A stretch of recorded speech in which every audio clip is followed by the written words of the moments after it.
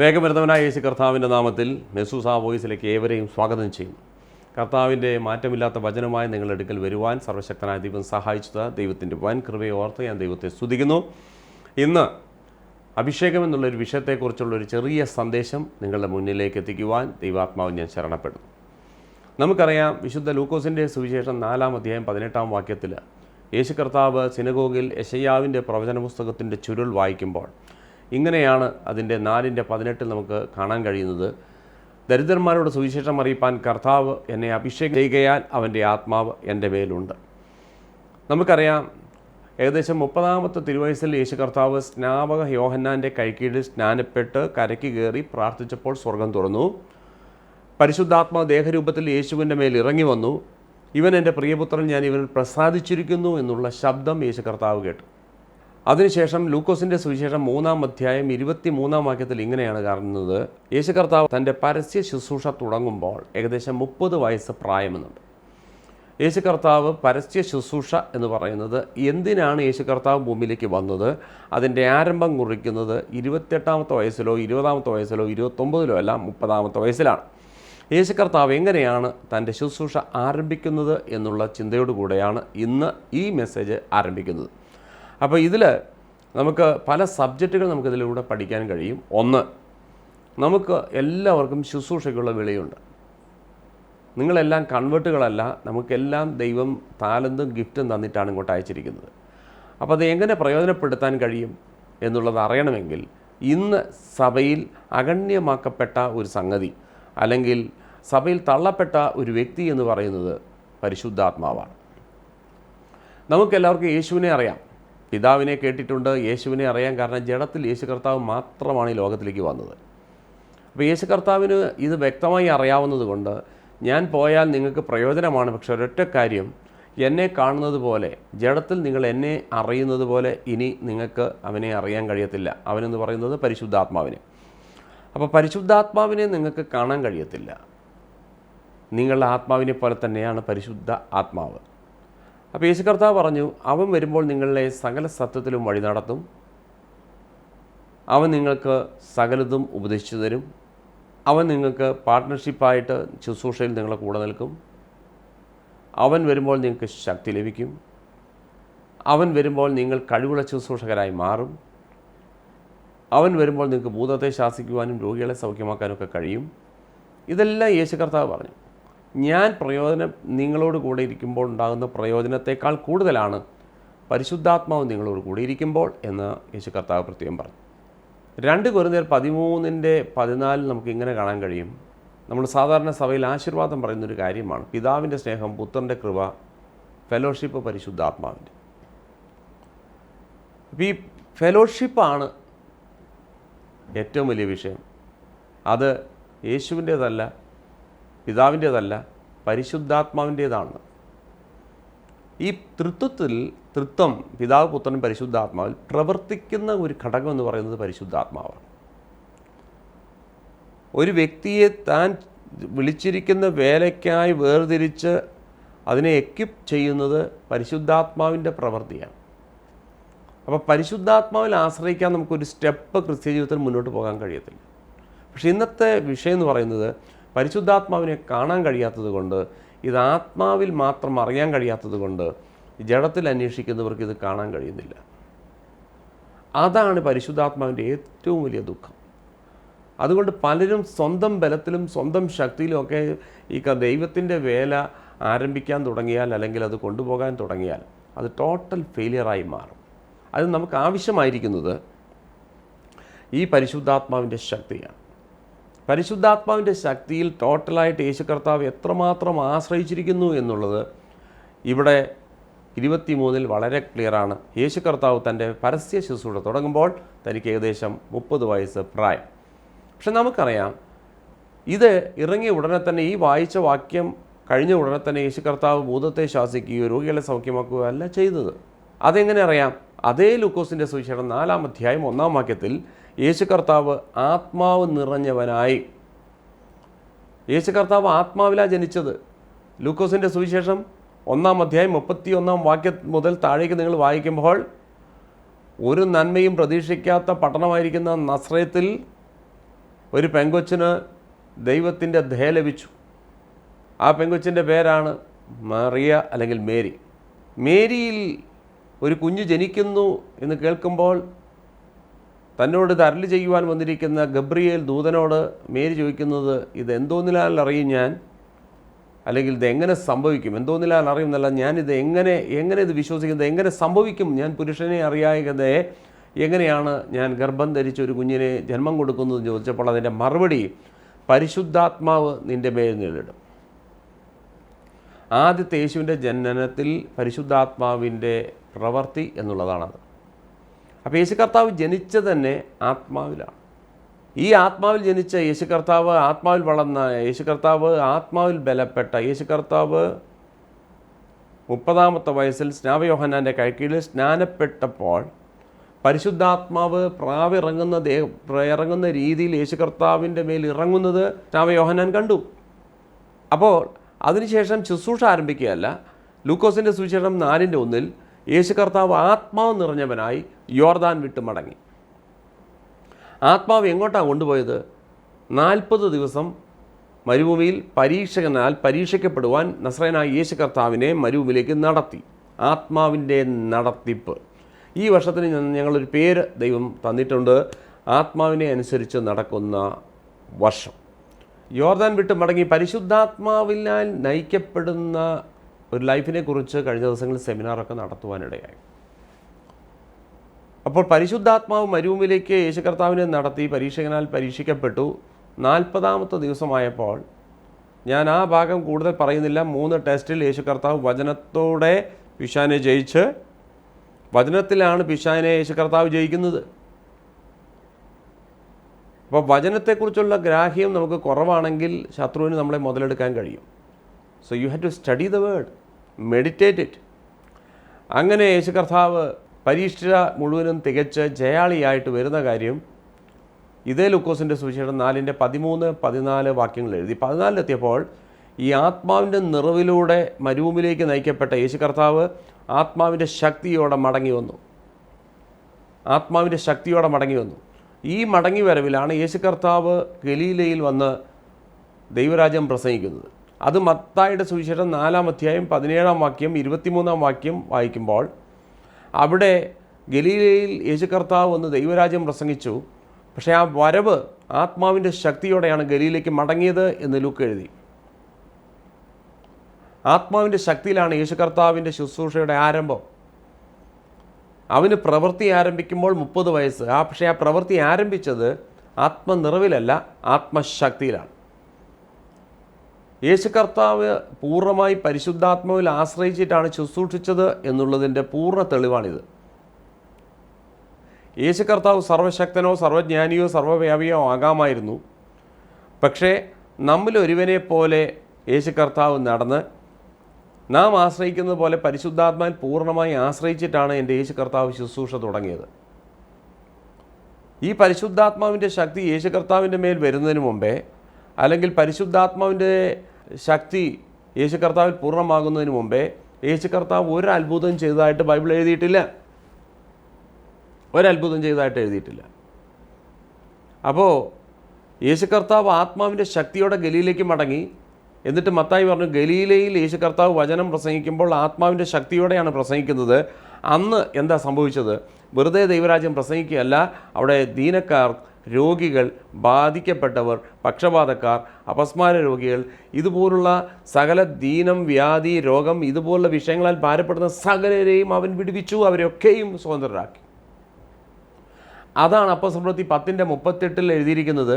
നസ്രയനായ യേശുവിനെ ദൈവം പരിശുദ്ധാത്മാവിനാലും ശക്തിയാലും അഭിഷേകം ചെയ്തതുകൊണ്ട് അവൻ പിശാച് ബാധിച്ചവരെയൊക്കെയും സ്വതന്ത്രമാക്കി, അല്ലെങ്കിൽ സൗഖ്യമാക്കി, അല്ലെങ്കിൽ വിടുവിച്ചു.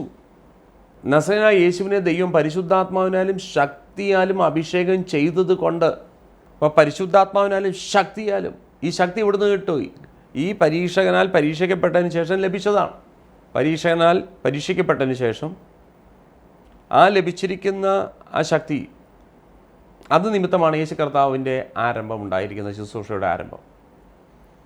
അപ്പോൾ പൂർണ്ണമായി പരിശുദ്ധാത്മാവിൽ ആശ്രയിച്ചിട്ടാണ് യേശു കർത്താവ് ശുശ്രൂഷ തുടങ്ങിയതെങ്കിൽ പരിശുദ്ധാത്മാവില്ലാതെ നമുക്ക് എങ്ങനെ ശുശ്രൂഷിക്കാൻ പറ്റും?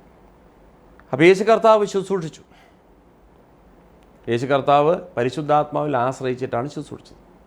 അപ്പോൾ ഒരിക്കൽ സിനഗോഗിൽ യേശു കർത്താവ് ചെന്നു. ഇതേ ലൂക്കോസിൻ്റെ സുവിശേഷം 4:18. പക്ഷെ 4:14 പറഞ്ഞു, യേശു കർത്താവ് ആത്മാവിൻ്റെ ശക്തിയോടെ ഗലീലയ്ക്ക് മടങ്ങി, അവൻ്റെ ശ്രുതി ദേശമെങ്ങും പരന്നു.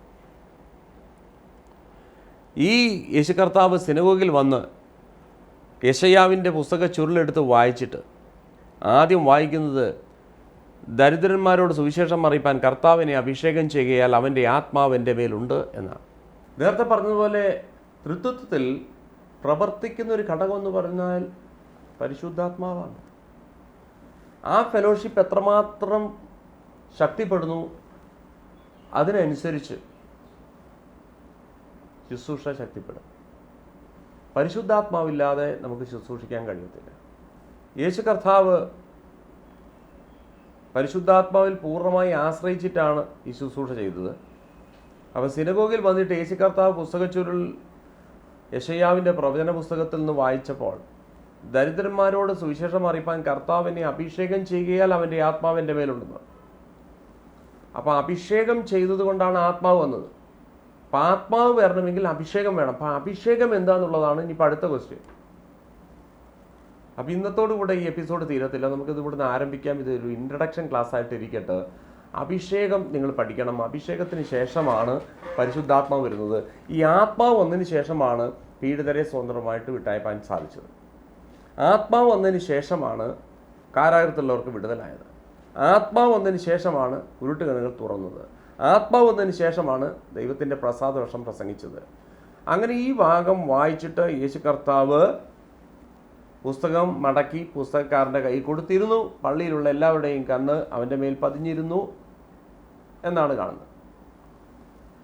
അപ്പോൾ പരിശുദ്ധാത്മാവിൽ ആശ്രയിക്കുന്ന ഒരു ശുശ്രൂഷ, പ്രത്യേകിച്ച് 2 Corinthians 3:5-6 വാക്യങ്ങൾ വായിക്കുമ്പോൾ, ഞങ്ങളിൽ നിന്നും വരും പോലെ ഞങ്ങൾ ഒന്നും സങ്കല്പിക്കുന്നില്ല, ഞങ്ങളുടെ കഴിവ്, ഞങ്ങളുടെ പ്രാപ്തി ഞങ്ങളുടേതല്ല, അത് ദൈവത്തിൻ്റെ ദാനമാണെന്ന്. ഞങ്ങളുടേതായിട്ടൊന്നുമില്ല. ഈ ശുശ്രൂഷ ഞങ്ങളെ കഴിവുള്ള ശുശ്രൂഷകരാക്കി മാറ്റിയത് ദൈവത്തിൻ്റെ ദാനമായി ഞങ്ങളിൽ ഇരിക്കുന്ന പരിശുദ്ധാത്മാവിൻ്റെ ശക്തിയാണ്. അപ്പോൾ നമ്മൾ കഴിഞ്ഞ എപ്പിസോഡുകളെല്ലാം കേട്ടൊരു കാര്യമുണ്ട്. 115-ാം സങ്കീർത്തനം 16 എഴുതിയിരിക്കുന്നത് പോലെ, സ്വർഗം യഹോവ വാഴുന്നു, ഭൂമി അത് അവന് മനുഷ്യന് കൊടുത്തിരിക്കുന്നു. അപ്പോൾ ഭൂമിയിൽ ദൈവം സ്വർഗത്തിൽ വാഴുന്നത് പോലെ സകലത്തിൻ്റെ മേലും വാഴുവാനുള്ള അധികാരം മനുഷ്യനാണ് കൊടുത്തിരിക്കുന്നത്. അതിന് നമ്മെ ശക്തീകരിക്കുന്നതും സഹായിക്കുന്നതും നമ്മുടെ ആത്മാവിന് ബലം നൽകുന്നതും എല്ലാം ഈ പരിശുദ്ധാത്മാവാണ്. അപ്പോൾ പരിശുദ്ധാത്മാവില്ലാതെ നമുക്കൊരു സ്റ്റെപ്പ് മുന്നോട്ട് പോകാൻ കഴിയത്തില്ല. പക്ഷേ ഈ ആത്മാവ് നമ്മുടെ മേൽ വരണമെങ്കിൽ അഭിഷേകം കഴിയണം. അഭിഷേകം എന്ന് പറഞ്ഞാൽ എന്ത്? അഭിഷേകം എന്ന് പറഞ്ഞാൽ എന്ത്? അപ്പോൾ അഭിഷേകം വന്നതിന് ശേഷമാണ് ആത്മാവ് വരുന്നതിൻ്റെ ഒന്നാമത്തെ ലക്ഷണമാണ്. ഇപ്പോൾ 1 ശമൂവേലിൻ്റെ പുസ്തകം 16-ാം അധ്യായം 3-ാം വാക്യത്തിൽ, യിശായിയുടെ കുടുംബത്തിൽ 8 മക്കളിലുള്ള 7 എണ്ണത്തിനെയും അപ്പനായിരിക്കുന്ന യിശായി മുന്നോട്ട് ശമൂവേലിൻ്റെ മുന്നിലേക്ക് എഴുന്നേൽപ്പിക്കുമ്പോൾ, ഇവരെ ആരും ദൈവം കണ്ടിട്ടില്ല, ഇനി നിൻ്റെ മക്കളിൽ വല്ലവരുമായോ എന്ന് ശമൂവേൽ ചോദിക്കുമ്പോൾ, ഒരുത്തനുണ്ട്, അവൻ ആട് മേയ്ക്കാൻ പോയിരിക്കുന്നു എന്ന് യിശയ്യായി പറഞ്ഞപ്പോൾ, അവനെ വിളിക്കുക എന്ന് പറഞ്ഞ് അവൻ വരുമ്പോൾ ഇവൻ തന്നെ ദൈവത്തിൻ്റെ അഭിഷിക്തൻ എന്ന് പറഞ്ഞിട്ട് ദാവീദിൻ്റെ തലയിൽ തൈലക്കൊമ്പിൽ നിന്ന് എണ്ണ പകരുന്നുണ്ട്. ആ എണ്ണ ഒഴിച്ചതിന് ശേഷം എന്താ സംഭവിച്ചിരിക്കുന്നത്? അഭിഷേകം കഴിഞ്ഞു. എന്നാൽ 16-ാം അധ്യായം 13-ാം വാക്യം എത്തിയപ്പോൾ സഹോദരന്മാരുടെ മധ്യത്തിൽ വെച്ച് തന്നെ ഈ തൈലം കൊണ്ട് ദാവീദിനെ അഭിഷേകം ചെയ്തു. ഉടനെ അടുത്ത വാക്യം, അന്നു മുതൽ യഹോവയുടെ ആത്മാവ് ദാവീദിൻ്റെ മേൽ വന്നു. അപ്പോൾ ഈ എണ്ണ കൊണ്ട് അഭിഷേകം കഴിഞ്ഞതിന് ശേഷമാണ് ആത്മാവ് ദാവീദിൻ്റെ മേൽ വന്നത്. എന്തിനാണ് ദാവീദിൻ്റെ മേൽ ആത്മാവിന് വന്നത്? ദാവീദിനെ ഒരു രാജാവായിട്ടാണ് ദൈവം വിളിച്ചിരിക്കുന്നത്. അപ്പോൾ പഴയ നിയമത്തിൽ പ്രധാനപ്പെട്ട 3 ഓഫീസുകളുണ്ട്. അത് 1 രാജാവ്, 2 പുരോഹിതൻ, 3 പ്രവാചകനാണ്. പുതിയ നിയമത്തിൽ ഇതുപോലെ ഓഫീസുകളുണ്ട്. നമ്മെ ഈ ഓഫീസുകളിൽ ഇരുത്തുവാൻ ദൈവം നമുക്ക് ചെയ്യുന്നത്, പരിശുദ്ധാത്മാവ് നമ്മെ നിറച്ചിട്ടാണ് നമ്മെ ഈ ഓഫീസുകളിൽ ഇരുത്തുന്നത്. ഒന്നുമില്ലെങ്കിൽ ഒരു പ്രവാചകൻ, ഇല്ലെങ്കിൽ ഒരു സുവിശേഷകൻ, ഇല്ലെങ്കിൽ അപ്പോസ്തലൻ, ഇല്ലെങ്കിൽ ഇടയൻ, ഇല്ലെങ്കിൽ ഉപദേഷ്ടാവ്, ഈ 5 ഓഫീസുകളും എഫേസ്യർക്ക് ലേഖനം 4:11 വ്യക്തമായി എഴുതിയിട്ടുണ്ട്. ഓർഡർ പ്രകാരം ഞാൻ പറയാം. അപ്പോസ്തലൻ, പ്രവാചകൻ, സുവിശേഷകൻ, ഇടയൻ, ഉപദേഷ്ടാവ്. 5 ഓഫീസുകളാണ് പുതിയ നിയമത്തിലുള്ളത്. ഇതെന്തിനാ? ഇതെല്ലാം സഭയെ, നമ്മെ, ഓരോ വിശ്വാസികളെയും ബലപ്പെടുത്തുവാൻ, അവർ വളർച്ച പ്രാപിക്കുവാൻ ഈ ഓഫീസുകൾ ഓരോ സഭയിൽ ഫങ്ഷൻ ചെയ്യുകയാണ്. ദൈവത്തിൻ്റെ സഭയിൽ ഫങ്ഷൻ ചെയ്യുകയാണ്. ഈ ഓഫീസിൽ നമ്മൾ നിൽക്കണമെങ്കിൽ പരിശുദ്ധാത്മാവിൻ്റെ സഹായമില്ലാതെ പറ്റത്തില്ല. അപ്പോൾ പരിശുദ്ധാത്മാവ് ആണ് ഒരു വ്യക്തിയെ ഏത് ശുശ്രൂഷയ്ക്ക് വിളിച്ചു അതിൽ എനബിൾ ആക്കുവാൻ, ഏബിൾ മിനിസ്റ്റർ ആക്കുവാൻ, കഴിവുള്ള ശുശ്രൂഷകരാക്കുവാൻ പരിശുദ്ധാത്മാവാണ് വ്യക്തിയെ സഹായിക്കുന്നത്. പരിശുദ്ധാത്മാവാണ് വ്യക്തിയെ ശക്തീകരിക്കുന്നത്. യേശു കർത്താവ് ടോട്ടലായിട്ട് ഞാൻ നേരത്തെ പറഞ്ഞതുപോലെ സർവശക്തനും സർവ്വവ്യാപിയും സർവജ്ഞാനിയും ആകാമായിരുന്നിട്ടും പരിശുദ്ധാത്മാവിൽ ആശ്രയിച്ചിട്ട് ജീവിച്ചു. യേശു കർത്താവ് സർവശക്തനായിരുന്നെങ്കിൽ, ഭൂമിയിൽ ജീവിച്ചിരുന്നപ്പോൾ യേശു കർത്താവ് സർവശക്തനാകാൻ കഴിയാഞ്ഞിട്ടല്ല, പക്ഷേ പരിശുദ്ധാത്മാവിൽ ആശ്രയിക്കുവാൻ യേശു കർത്താവ് സ്വയം താഴ്ന്നു. അതുകൊണ്ട് ഇവന് ഇത് സംഭവിച്ചിട്ട് എത്ര വർഷമായി എന്ന് യേശു കർത്താവ് ചോദിച്ച് മനസ്സിലാക്കി. മർക്കോസിൻ്റെ സുവിശേഷത്തിൽ നമുക്ക് 4-ാം അധ്യായത്തിൽ തന്നെ കാണാൻ കഴിയും. അവരുടെ അവിശ്വാസ നിമിത്തം യേശു കർത്താവിന് വലിയ കാര്യങ്ങൾ, വീര്യപ്രവൃത്തികളൊന്നും അവിടെ ചെയ്യാൻ കഴിഞ്ഞില്ല. അവിശ്വാസമുള്ളവരുടെ ഇടയിൽ യേശു കർത്താവിന് പ്രവർത്തിക്കാൻ കഴിഞ്ഞില്ല. സർവ്വവ്യാപിയല്ലായിരുന്നു. ഒരു സ്ഥലത്ത് യേശു കർത്താവ് ഒരു സ്ഥലത്തുണ്ടെങ്കിൽ അത് കഴിഞ്ഞതിന് ശേഷമാണ് വേറൊരു സ്ഥലത്ത്. അങ്ങനെ 2-3 യേശുവിനെ എവിടെയും ഒരുപോലെ കണ്ടിട്ടില്ലാരും. അപ്പോൾ സർവ്വവ്യാപിയോ സർവജ്ഞാനിയോ സർവശക്തനോ ആയിട്ടില്ലായിരുന്നു യേശു കർത്താവ്. സർവശക്തനായിരുന്നെങ്കിൽ, സർവജ്ഞാനിയായിരുന്നെങ്കിൽ ഈ ഉപദേശകന്മാരുടെ ഇടയിൽ നിന്ന് ഓരോ കാര്യങ്ങൾ യേശു കർത്താവ് പഠിച്ചു. അതെങ്ങനെ എഴുതുന്നത്? അപ്പോൾ അതിൻ്റെ കാര്യം എന്നാ? ഇതാകാഞ്ഞിട്ടല്ല, ദൈവപുത്രന് ഒന്നിനും കുറവില്ല. പക്ഷേ യേശു കർത്താവിൻ്റെ താഴ്മ, 2 പരിശുദ്ധാത്മാവിൽ ആശ്രയിച്ചുള്ള യേശു കർത്താവിൻ്റെ ജീവിതത്തെക്കുറിച്ചാണ് ഇത് കാണിക്കുന്നത്. അപ്പോൾ പൂർണ്ണമായി പരിശുദ്ധാത്മാവിൽ ആശ്രയിച്ച ഒരു ജീവിതം യേശു കർത്താവിനുണ്ട്. ഇന്ന് ശുശ്രൂഷയ്ക്ക് ആഗ്രഹമുള്ള ശുശ്രൂഷകരായാലും ശരി, ശുശ്രൂഷയ്ക്ക് ആഗ്രഹിക്കുന്നവരോട് ഞാൻ പറയാം, പരിശുദ്ധാത്മാവില്ലാതെ നമുക്ക് മുന്നോട്ട് പോകാൻ കഴിയത്തില്ല. പക്ഷേ പലർക്കും പരിശുദ്ധാത്മാവ് ആരായെന്ന് പോലും അറിയത്തില്ല. നേരത്തെ പറഞ്ഞതുപോലെ പിതാവിൻ്റെ സ്നേഹമുണ്ട്, പുത്രൻ്റെ കൃപയുണ്ട്, പരിശുദ്ധാത്മാവിൻ്റെ ഫെലോഷിപ്പുണ്ട്. പക്ഷേ പരിശുദ്ധാത്മാവിൻ്റെ ഫെലോഷിപ്പ് എന്ന് പറഞ്ഞാൽ നമുക്കൊരു വ്യക്തിയോടെ ഒരു ഫെലോഷിപ്പ് പറ്റത്തുള്ളൂ. പരിശുദ്ധാത്മാവ് ഒരിക്കലും ഒരു ശക്തിയല്ല, പരിശുദ്ധാത്മാവ് ഒരു വ്യക്തിയാണ്. അതുകൊണ്ടാണ് യേശു കർത്താവ് പറഞ്ഞത്, ഞാൻ പോകുന്നത് നിങ്ങൾക്ക് നല്ലത്, ഞാൻ പോകാഞ്ഞാൽ കാര്യസ്ഥൻ വരികയില്ല. കാര്യസ്ഥൻ വന്നാൽ അവൻ നിങ്ങളോട്. അതിന് കാര്യസ്ഥൻ, അതിന് എഴുതിയിരിക്കുന്ന ഗ്രീക്ക് പദം അല്ലോസ് പാരാക്ലീറ്റോസ് എന്നാണ്. അല്ലോസ് എന്ന് പറഞ്ഞാൽ മറ്റൊരു എന്നല്ല, ഒരേ ഇനത്തിൽപ്പെട്ട വേറൊന്ന്. ഇത്ര പെട്ടെന്ന് നിങ്ങൾ മറ്റൊരു സുവിശേഷത്തിലേക്ക് മാറിപ്പോയോ എന്ന് ഗലാത്യരോട് പൗലോസ് ചോദിക്കുമ്പോൾ അവിടെ മറ്റൊരു എന്നുള്ളത് എഴുതിയിരിക്കുന്ന ഗ്രീക്ക് പദം ഹിട്രോസ് എന്ന. ഹിട്രോസ് ഇവിടെ മാത്രം അല്ലോസ് എന്ന് എഴുതി. അതിൻ്റെ കാരണം എന്നെപ്പോലൊരുവൻ, ഒരേ സ്വഭാവമുള്ള വേറൊന്നിനെ ഒരേ ഇനത്തിൽ നിന്ന് തന്നെ, വെറൈറ്റി ഒന്നാ. എന്നെ കാണുന്നത് പോലെ, യേശു കർത്താവ് എന്നെ കാണുന്ന പോലെ നിങ്ങൾക്ക് അവനെ കാണാൻ കഴിയും. അപ്പോൾ ഇവിടെ എഴുതിയിരിക്കുന്നത്, ഞാൻ പോകുന്നത് നിങ്ങൾക്ക് പ്രയോജനം, അല്ലോസ്. ഞാൻ പോകാഞ്ഞാൽ കാര്യസ്ഥൻ വരികയില്ല. ഞാൻ പോയി കഴിഞ്ഞാൽ മറ്റൊരു കാര്യസ്ഥൻ, അല്ലോസ് പാരാക്ലീറ്റോസ്, വേറൊരു സഹായി, വേറൊരു കാര്യസ്ഥൻ, വേറൊരു ഹെൽപ്പർ, വേറൊരു കംഫർട്ടർ വരും. എന്തിന്? നിങ്ങളെ സഹായിപ്പാൻ. ഈ പരിശുദ്ധാത്മാവിൻ്റെ സഹായമില്ലാതെ നമുക്ക് എങ്ങനെ മുന്നോട്ട് പോകാൻ കഴിയുന്നത്? പരിശുദ്ധാത്മാവിന് മനസ്സുണ്ട്, പരിശുദ്ധാത്മാവിന് വില്ലുണ്ട്, പരിശുദ്ധാത്മാവിന് അറിവുണ്ട്, പരിശുദ്ധാത്മാവിന് ഓർമ്മയുണ്ട്, പരിശുദ്ധാത്മാവ് എടുത്തു തരുന്നു, പരിശുദ്ധാത്മാവ് ഒരു വ്യക്തിയാണ് എന്ന് തെളിയിക്കുന്ന ഒരുപാട് വാക്യങ്ങൾ തിരുവചനത്തിലുണ്ട്. ഞാൻ നിങ്ങളോട് സംസാരിക്കുമ്പോൾ കുറച്ചൊക്കെ പരിശുദ്ധാത്മാവിനെ കുറിച്ച് നിങ്ങൾക്കറിയാം. ഒരുപക്ഷെ അറിയുന്ന ഒരുപാട് പേരുണ്ട്, നല്ലവണ്ണം അറിയുന്ന ഒരുപാട് പേരുണ്ട്. അതുകൊണ്ട് ഞാൻ ഇതെല്ലാം ഓരോന്ന് വാക്യം തരേണ്ട കാര്യമില്ലല്ലോ. അവന് ഇച്ഛിച്ചവർക്ക് അത് പകുത്തു കൊടുക്കുന്നു. ഇച്ഛാശക്തിയുണ്ട്, പരിശുദ്ധാത്മാവിൻ്റെ വ്യക്തിത്വത്തെ കാണിക്കുന്നതാണ്. ഇപ്പം കയ്യും കാലുമുള്ള സകലത്തെയും നിങ്ങൾ ഒരിക്കലും വ്യക്തി എന്ന് പറയത്തില്ല. വ്യക്തി എന്ന് പറയുന്നാൽ ചിന്തിക്കാനുള്ള കഴിവുണ്ടാകണം, ഇച്ഛാശക്തി ഉണ്ടാകണം, മനസ്സുണ്ടാകണം, അറിവുണ്ടാകണം. അങ്ങനെ ഒരു ദേഹീ മണ്ഡലത്തിൻ്റെ പ്രവർത്തികളെയാണ് ഒരു വ്യക്തിത്വം എന്ന് പറയുന്നത്. നിങ്ങളുടെ വ്യക്തിത്വം ഇരിക്കുന്നത് നിങ്ങളുടെ ശരീരത്തിലല്ല, നിങ്ങളുടെ വ്യക്തിത്വം ഇരിക്കുന്നത് നിങ്ങളുടെ ദേഹീ മണ്ഡലത്തിലാണ്. അതാണ് ഒരു വ്യക്തി. അപ്പോൾ പരിശുദ്ധാത്മാവ് ഒരിക്കലും ഒരു ശക്തിയല്ല, പരിശുദ്ധാത്മ ഒരു വ്യക്തിയാണ്. അതുകൊണ്ടാണ് അഭിഷിക്തന്മാർ പലപ്പോഴും രാവിലെ എഴുന്നേറ്റിട്ട് പരിശുദ്ധാത്മാവെ പ്രഭാതവന്ദനം എന്ന് പറയുന്നതിൽ യാതൊരു തെറ്റുമില്ല. അതിൻ്റെ കാരണം എന്താ? പരിശുദ്ധാത്മാവിനെ അവർ അംഗീകരിച്ചു, പരിശുദ്ധാത്മാവിൻ്റെ വ്യക്തിത്വത്തെ അവർ അക്സെപ്റ്റ് ചെയ്തു. ഇന്ന് ദൈവം ലോകത്തിൽ ഉപയോഗിക്കപ്പെടുന്ന ദൈവദാസന്മാർ, കർത്താവ് ശക്തമായി പ്രയോജനപ്പെടുത്തുന്ന ഏത് ദൈവദാസന്മാരെ കുറിച്ച് നിങ്ങൾ കേട്ടോ പഠിച്ചോ, അവർ പരിശുദ്ധാത്മാവിൻ്റെ വ്യക്തിത്വത്തെ അംഗീകരിച്ച വ്യക്തികളായിരിക്കും.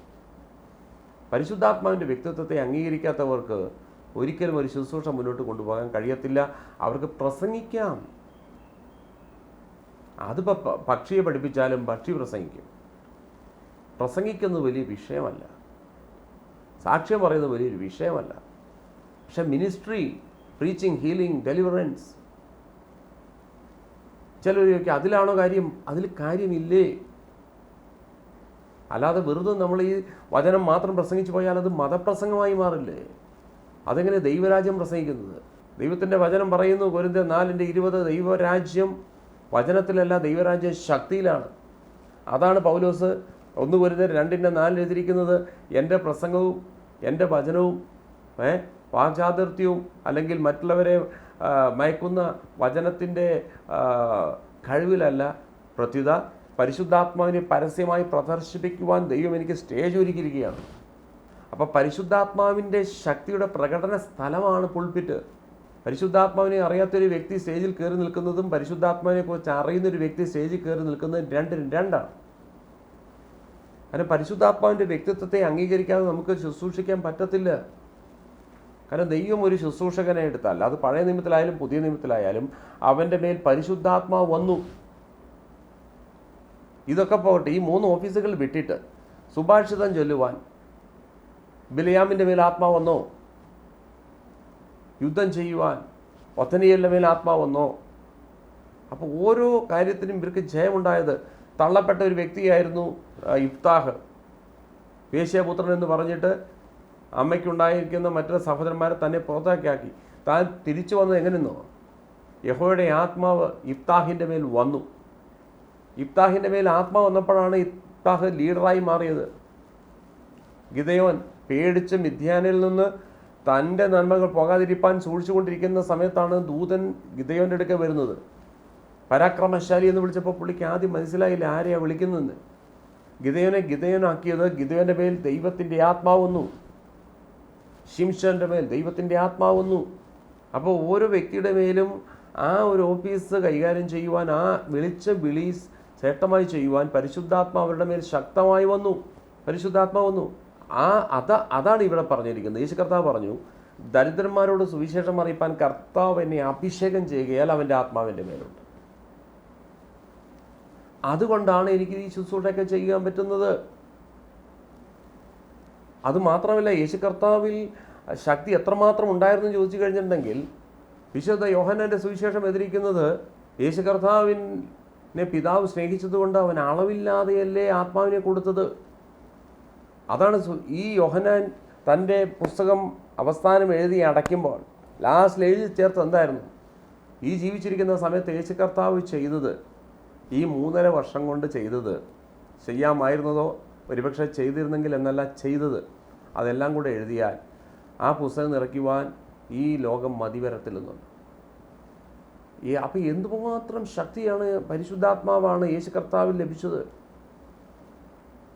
അതേ യോഹന്നാൻ 17:23 പറഞ്ഞു, യേശു കർത്താവിനെ സ്നേഹിച്ചതുപോലെ നമ്മെ അവൻ സ്നേഹിക്കുന്നു. എന്നിട്ടാണ് ലൂക്കോസിൻ്റെ സുവിശേഷത്തിൽ നമ്മൾ കഴിഞ്ഞ ദിവസങ്ങളൊക്കെ കേട്ടത്, അപ്പം ചോദിച്ചാൽ കല്ല് കൊടുക്കുമോ? മീൻ ചോദിച്ചാൽ പാമ്പിനെ കൊടുക്കുമോ? മുട്ട ചോദിച്ചാൽ തേളിനെ കൊടുക്കുമോ?